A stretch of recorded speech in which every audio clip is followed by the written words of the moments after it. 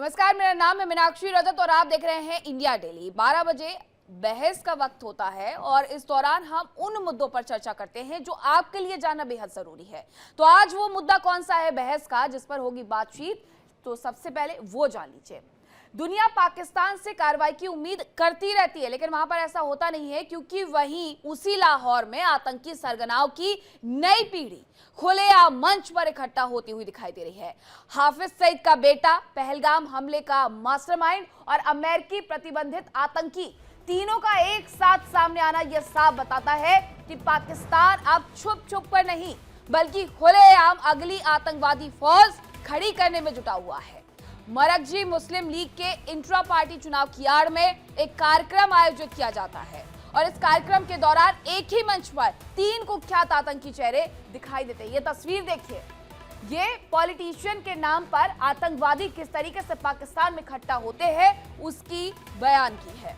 हाफिज सईद का बेटा और लश्कर का प्रमुख चेहरा तलहा सईद, इसके अलावा पहलगाम हमले का मास्टरमाइंड सैफुल्लाह कसूरी और अमेरिकी प्रतिबंध सूची में शामिल आतंकी मुजम्मिल हाशमी, तीनों का एक साथ मंच पर आना इस बात का संकेत है कि पाकिस्तान में आतंक के नए ढांचे को तैयार करने की जो कोशिश है वो शुरू हो गई है और इसके माध्यम से राजनीतिक मंचों की आड़ ली जा रही है।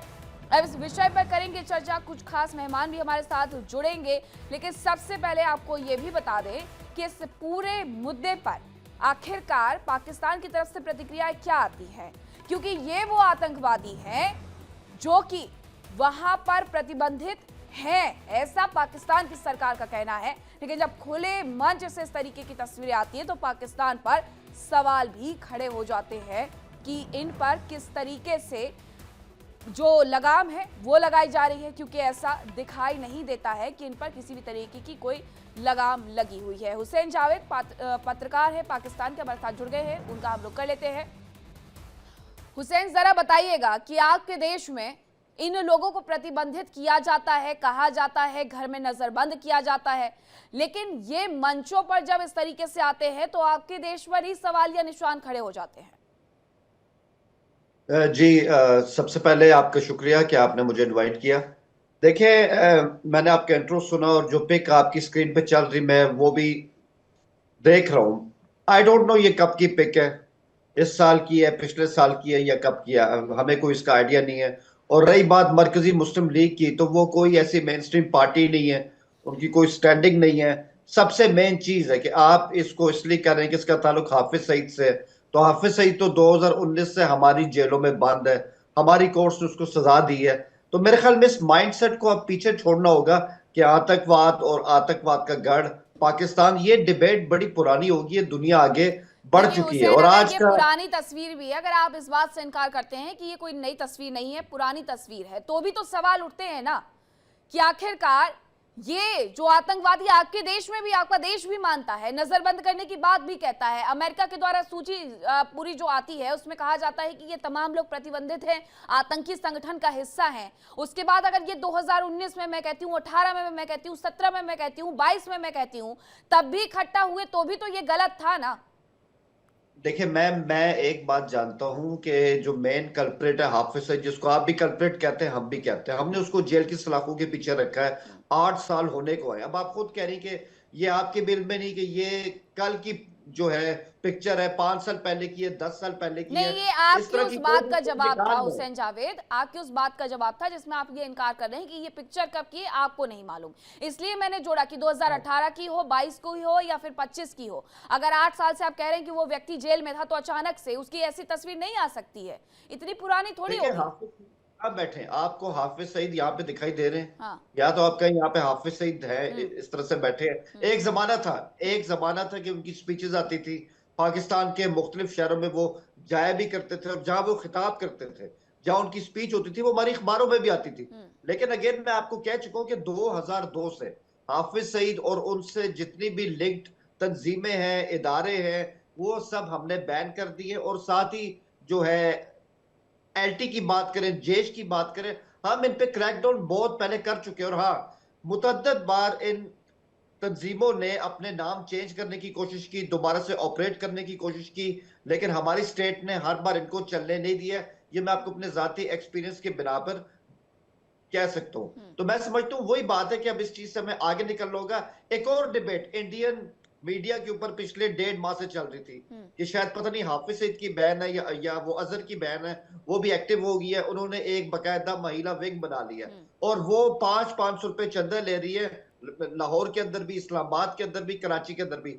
मैं आपको बताऊं पूरे पाकिस्तान के अंदर आप पूरे किसी से पूछ लें, आप अपने इंडिपेंडेंट सोर्सेज से पूछ लें, कहीं कोई ऐसी तंजीम नहीं है, ना कोई 500-500 रुपए चंदा वो मांग भी रहे और कोई दे भी नहीं रहा। तो ये सब बातें बिल्कुल जिसका जमीन पे आपको कहीं बिल्कुल नहीं मिलेगी। हाँ, लेकिन पोस्टर जो वैसे अगर है, इसको तस्वीरें जो हैं, वो पाकिस्तान से ही सामने आई थी। अब भारत ने खुद ही तो पोस्टर लगा करके ये जानकारी नहीं दे दी होगी।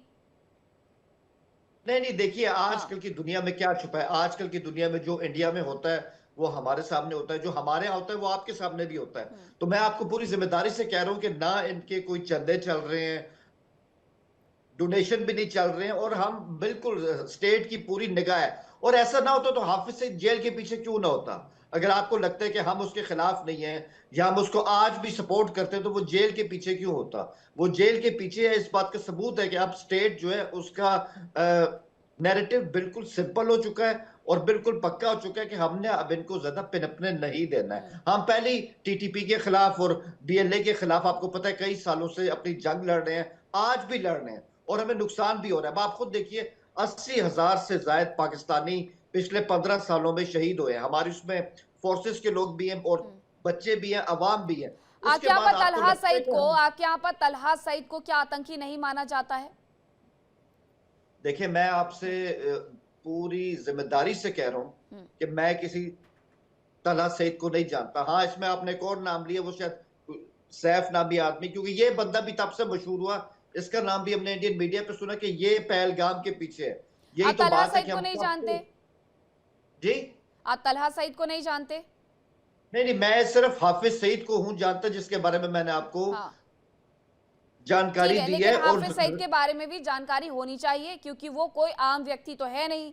जिस नहीं नहीं, हाफिज सईद जिसका जेल में बेटा मैम, है, जिसका बेटा हाफिज है, सईद उसने जेल सिर्फ में है। जहर उगला है। आपके देश में आप खुद कह रहे हैं कि उसे आतंकवादी माना जाता है, 8 साल से आपने उसे कैद किया गया है। चलिए ठीक है, आपकी बात पर भरोसा भी मैं कर लूं, लेकिन तलहा सईद, उससे कोई इतर नहीं है। उसके वीडियोज आते हैं, पीओके से उसके वीडियोज आते हैं, फूल मालाएं पहना करके ऑपरेशन सिंदूर के दौरान उस व्यक्ति का स्वागत किया जाता है कि उसने भारत में एक बड़ा कारनामा कर दिया है। तो अब जब इस तरीके अच्छा से मैम, उसके एक वीडियोज सवाल आते मैम, हैं। हाँ। सिर्फ एक लाइन आपकी खिदमत में, सिर्फ आप अगर मुझे इजाजत दें। जी मैं जी। अक्सर ये सुनता हूँ और मैं ये कह भी चुका हूँ कि जो सैफ का नाम है ना, ये मैंने सिर्फ ऑपरेशन सिंदूर के मैंने बात से सुना है। और हम तो कह चुके हैं और आपसे कई दफा इंडियन हुकूमत से हमारी हुकूमत ने कहा है कि भाई पहलगाम में जो है हम उसे कंडेम करते हैं, लेकिन इसके हवाले से आपके कोई शकूक है तो हमारी हुकूमत से शेयर कीजिए। तो वही बातें सबूत होगी तो उस पर बात भी आगे बढ़ेगी।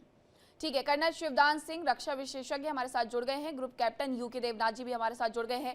कर्नल शिवदान, जो ये तस्वीर सामने आई है उसे लेकर के पाकिस्तानी पत्रकार हमारे साथ जुड़े हुए हैं, हुसैन जावेद। उनका कहना है कि ये तस्वीर कितनी पुरानी है उन्हें भी ये नहीं पता है, लेकिन क्या ये जो तस्वीर सामने आई है उससे ये ना समझा जाए कि पाकिस्तान में जो आतंकी है अब वो राजनीतिक मुखौटे लेकर के वहां की भीड़ में शामिल होने की कोशिश कर रहे हैं, वहां के लोगों को भी नुकसान पहुंचाते हैं, और भारत के साथ जो करते हैं वो किसी से छिपा नहीं है। देखिए, ऑपरेशन सिंदूर के बाद में इन्होंने अपने आप को और भी ग्लोरीफाई किया है, मतलब जिसको अपने आप को और भी दिखाने की कोशिश कर रहे हैं कि हमने कितना बड़ा एक कारनामा अंजाम दिया है भारत के अंदर, जिसमें हमने 25 भारत के टूरिस्टों को मार गिराया है। तो इसलिए ये जो पिक्चर है, मुझे नहीं लगती कि पिक्चर पुरानी है, पिक्चर नई है, क्योंकि लश्कर तौबा के जो चीफ के बेटा जो है अभी उसमें बैठे हुए हैं, और उनके और भी जो जिसको अपने को पहलगाम आतंक का हमले का जो अपने को मास्टरमाइंड मानता है वो बैठे हुए हैं। तो ये पहलगाम वाले को ग्लोरीफाई करने के लिए अपने पाकिस्तान में ये सब दिखाया जा रहा है। मैं इसमें यही कहूंगा कि पाकिस्तान में अपने आप का सेल्फ एनालिसिस होना चाहिए कि उनकी ये माली हालत या देश की ये हालत क्यों हुई है कि आज जिस देश को दुनिया का एक मालदार, एक शक्तिशाली देश बनकर उभरना चाहिए था, इसकी आर्थिक स्थिति अच्छी होनी चाहिए थी, आज वो देश इतना गरीब क्यों हो गया है। ये केवल इसलिए कि प्रोडक्टिविटी, मतलब देश में जो विकास, आर्थिक विकास होने की जो कंडीशंस है वो देश में नहीं है पाकिस्तान में। हर जगह पूरे दुनिया में एक मैसेज दिया जा रहा है कि पाकिस्तान अभी भी सेफ नहीं है, जहां पर कि आतंकी गुटों को इनकरेज किया जा रहा है। और जो ये बोल रहे हैं हमारे पाकिस्तान के पत्रकार जो बोल रहे हैं कि वो जेल में हैं, वो जेल में ना होकर उनको घर में हाउस अरेस्ट किया हुआ है, बिल्कुल। जहां पर उनको सारी सुविधाएं हैं और उनको सारा मीडिया एक्सेस है। और कर्नल और वो शिवदान, ऐसी जिससे बात तस्वीरें करना भी चाहे कई कर सकते हैं। बार बाहर आई हैं जब पाकिस्तान की सरकार की तरफ से ये कहा गया है कि नजरबंद किया गया है, घर में ही नजरबंद किया गया है, लेकिन वो व्यक्ति, वो आतंकी किस तरीके से सरेआम घूमता हुआ नजर आता है, उसके कई वीडियोस पहले भी सामने आए हैं। ग्रुप कैप्टन यूके देवनाथ जी, मेरा सवाल आपसे ये है कि एक ही मंच पर 1, 2, 3 नहीं बल्कि 9 आतंकी इकट्ठे हो रहे हैं और उन्हें सुनने के लिए एक बड़ी संख्या में लोग भी उमड़ रहे हैं, तो आतंकवाद को जड़ से मिटाने की तरफ पाकिस्तान क्या कभी आगे बढ़ भी पाएगा, सोच भी पाएगा या नहीं सोच पाएगा? अगर इस तरीके के वहां पर आयोजन होते हैं तो सरकार की क्या कोई भूमिका नहीं होती है? सरकार को जानकारी तो होती होगी ना इसके बारे में। मीनाक्षी जी, बिना सरकार बोला तो पाकिस्तान की आर्मी और आईएसआई की जानकारी के बिना पाकिस्तान में पत्ता भी नहीं फड़क सकता, परिंदा भी नहीं आसमान में उड़ सकता। देखिए, पाकिस्तान के डिफेंस मिनिस्टर ख्वाजा आसिफ ने तो एक इंटरव्यू में ऑन कैमरा एडमिट किया। उन्होंने कहा कि हाँ ठीक है, एक समय ऐसा था जब पाकिस्तान ने आतंकवादी गुटों का समर्थन किया दशकों के लिए। उन्होंने शब्द इस्तेमाल किया कि फॉर डिकेड्स, और उन्होंने कहा एक गलती हो गई थी, ये एक डर्टी वर्क था, यानी गंदा काम हमको करना पड़ा। यानी जब एक देश के डिफेंस मिनिस्टर इस चीज पर राजी हो जाते हैं ऑन कैमरा मानने के लिए कि आतंकवादी संगठनों को उन्होंने एक समय पर हेल्प दी थी, तो आप जान सकते हैं कि आज भी वहाँ क्या हो रहा है।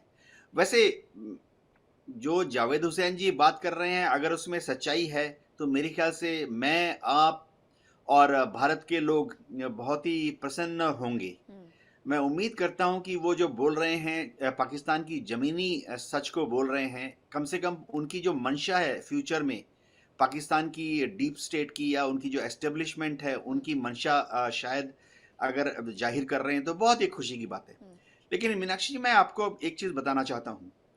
पाकिस्तान के मुंह में तो खून आज़ादी के बाद ही लग गया था जब उन्होंने बहुत सक्सेसफुल्ली, मैं इस चीज़ का इस्तेमाल करता हूँ, जब उन्होंने आज़ादी के बाद ही कश्मीर में बहुत सक्सेसफुली अपने मुजाहिद, रजाकार, अफगान ट्राइबल्स को कश्मीर में घुसा दिया था और उनको सक्सेस हासिल हुई कि वो करीब करीब श्रीनगर तक पहुंच गए थे। वो जो खून पाकिस्तान के एस्टेब्लिशमेंट के जीभ पर या मुंह में लगा, उसके बाद उनको यकीन हो गया कि भविष्य में भी अगर भारत के साथ कुछ भी होता है, चाहे वॉर टाइम में या पीस टाइम में, वहां वो इस तरह की इरेगुलर फोर्सेस का इस्तेमाल करते हुए भारत को छोटे छोटे नुकसान पहुंचा सकते हैं।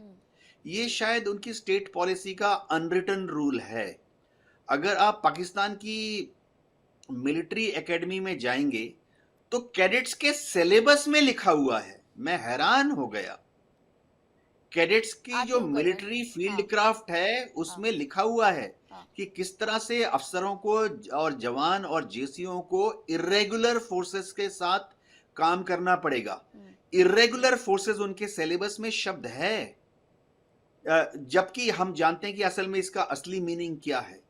तो जिस देश में आर्मी को फॉर्मल ट्रेनिंग दी जाती है अफसरों को और जवानों को कि इरेगुलर्स के साथ मिलकर एक कन्वेंशनल यानी पारंपरिक युद्ध कैसे लड़ना है, मेरे ख्याल से पाकिस्तान से, देखिए एफएटीएफ में चली जाइए, पूरी सारे एविडेंस भरे पड़े हैं।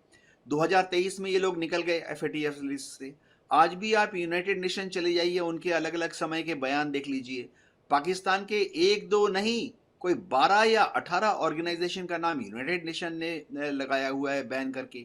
सबसे बड़ी बात है ये है कि पाकिस्तान में अगर कोई आतंकवादी को कुछ हो जाता है जो गुड आतंकवादी है, आप देखिए उसके जनाजे में वो तस्वीरें तो अभी हमने सर देख भी ली थी।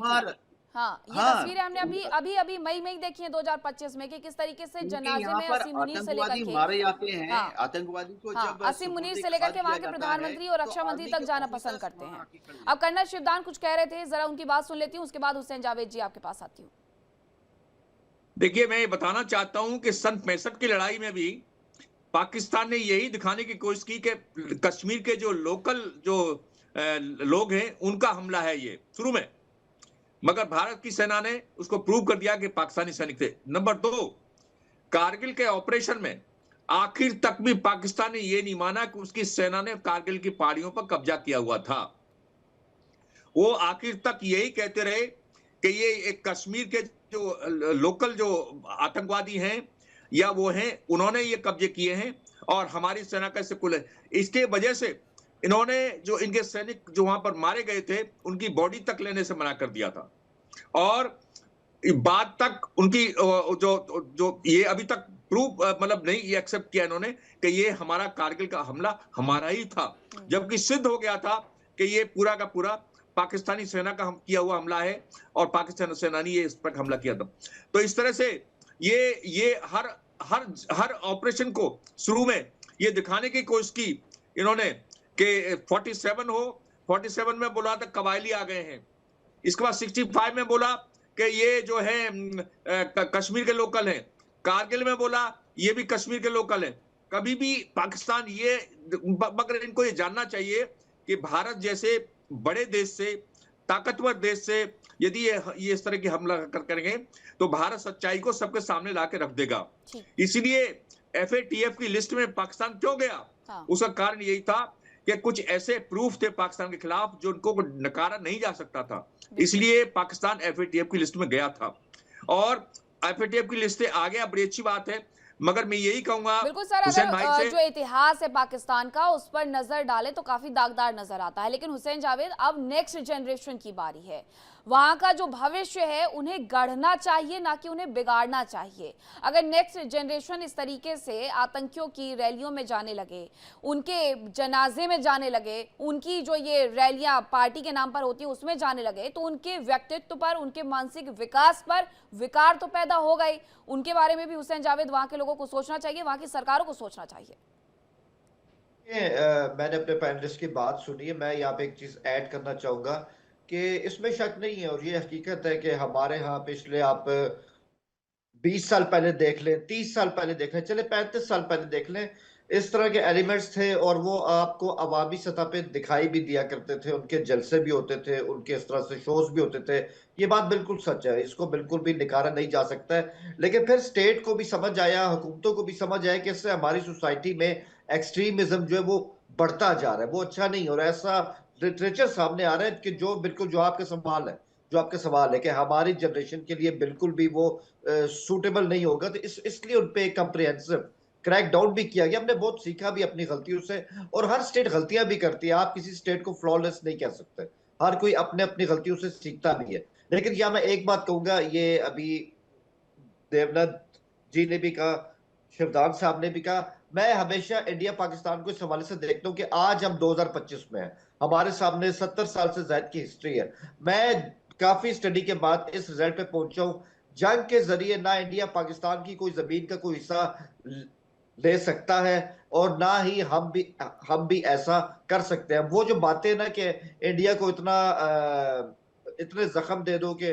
इंडिया जख्मी हो जाए, ये सब बातें आज के दौर के लिए रेलेवेंट नहीं है। आज के दौर के लिए मुझे ये लगता है, ये आप मेरी सोच से इत्तेफाक करें, इख्तलाफ करें, वो आपकी मर्जी, लेकिन एक लाइन में मैं आपको अपनी सोच बताऊं। मुझे लगता है कि आने वाले वक्त में जितनी भी आलमी ताकतें, आप उसमें अमेरिका की बात कर ले, रूस की, चाइना की, ये इंडिया पाकिस्तान के लिए एक ऐसा माहौल आहिस्ता आहिस्ता डेवलप करी जाए, दोनों को बात करनी पड़ेगी, क्योंकि ये सब देख रहे जंग जो है वो किसी के इंटरेस्ट में नहीं है।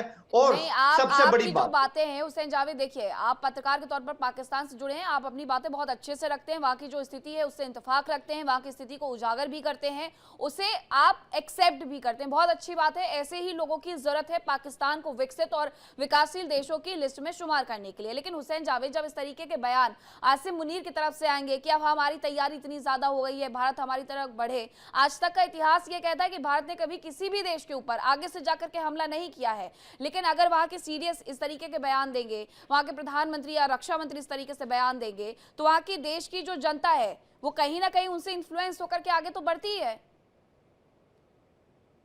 देखिए मैम, इसका बड़ा सिंपल जवाब है। आपको भी पता है 2025 में मई में एक काफी खतरनाक किस्म की झड़प हुई है इंडिया पाकिस्तान के बीच में। अभी इस बात को छोड़ देते हैं किसका जो है परिणाम वो ऊपर रहा या वो इस तरह ना, जो आप कहेंगे वो आपने वही मानना है, जो आप मानेंगे जो मैं कहूंगा मैं वही मानूंगा जो मैं मानूंगा। हम एक दूसरे को कन्विंस नहीं कर सकते, इसको छोड़ देते हैं। लेकिन एक बात है, जब ऐसे माहौल से आप एकदम इस तरह बाहर आए ना, दोनों तरफ काफी कड़वाहट होती है।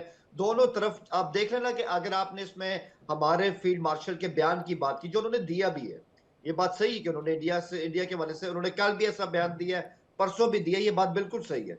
लेकिन ऐसे बयानात इंडियन आर्मी की जानिब से भी आए हैं, राजनाथ सिंह की जानिब से भी आए, क्योंकि माहौल ही ऐसा ना, अभी एकदम आप जंग के सरात से निकल नहीं सकते, तो ऑब्वियसली टाइम लगेगा इस चीज को मेल्ट डाउन होने में, और वो टाइम लगना भी चाहिए।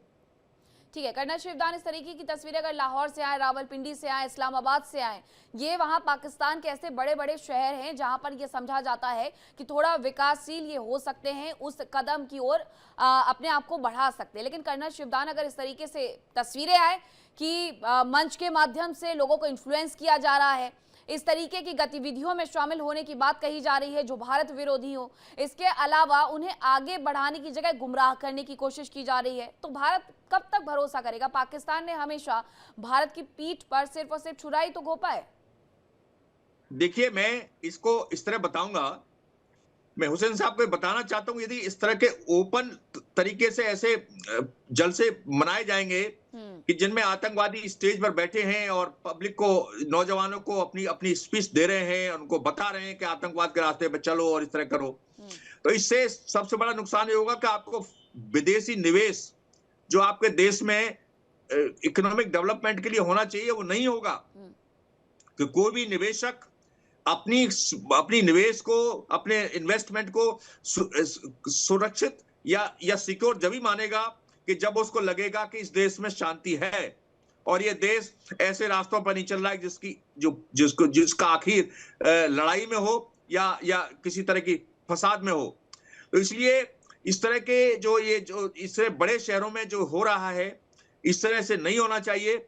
और इससे इस तरह का आजकल मीडिया का युग है, होना भी मीडिया जो भी आप कुछ, हाँ ठीक है सर, आप अपनी बात जो भी कुछ करेंगे, हाँ, मीडिया उसका हाईलाइट जरूर करेगा। और कहीं अब ना तो कहीं सोशल से मीडिया का जमाना आ गया है, तो ऐसे में ये चीजें बहुत जल्दी हाईलाइट हो जाती हैं। ग्रुप कैप्टन यूके देवनाथ जी, 1 मिनट का समय है मेरे पास। मैं आपसे ये समझना चाहती हूँ कि खुले मंचों के माध्यम से बच्चों को बरगलाया जाएगा तो पीढ़ियां तो खराब होंगी आगे आने वाली। इसमें कोई शक नहीं है कि वहां पर आतंकवादी लोगों को सम्मान दिया जाता है। कसाब का क्या हुआ बॉम्बे टेरर अटैक के बाद, उसके सारे परिवार को बहुत ही इज्जत से देखा जाता है। इसी तरह से 2001 में जब पार्लियामेंट अटैक हुआ था, जितने शहीद इनके हिसाब से शहीद और हमने जो मारे थे पार्लियामेंट अटैक में अंदर इनके टेररिस्ट, पाकिस्तान में उनको शहीद का दर्जा दिया जाता है। उनके गांव में उनकी पूजा होती है। सबसे बड़ी बात है, उनके परिवारजनों को ऑफिशियल फंक्शन में बुलाकर सम्मान दिया जाता है। तो वहाँ इकोसिस्टम ही ऐसा है कि भारत पे हमला करने के लिए लोगों को बरगलाया जाता है, उकसाया जाता है, ट्रेन किया जाता है, कंफ्यूज करके। गरीब लोग हैं ज़्यादातर, हाथ में एक हैंड ग्रेनेड, एक AK-47 लेके भारत की तरफ कूच करा देते हैं। जी बहुत धन्यवाद आप सभी का इस चर्चा का हिस्सा बनने के लिए, हमारे साथ शामिल होने के लिए। लेकिन सच यही है कि मंच से जो तस्वीरें सामने आई हैं वो ये बता रही हैं कि किस तरीके से आतंक की जो खेती है एक बार फिर से वहां पर उगाई जा रही है।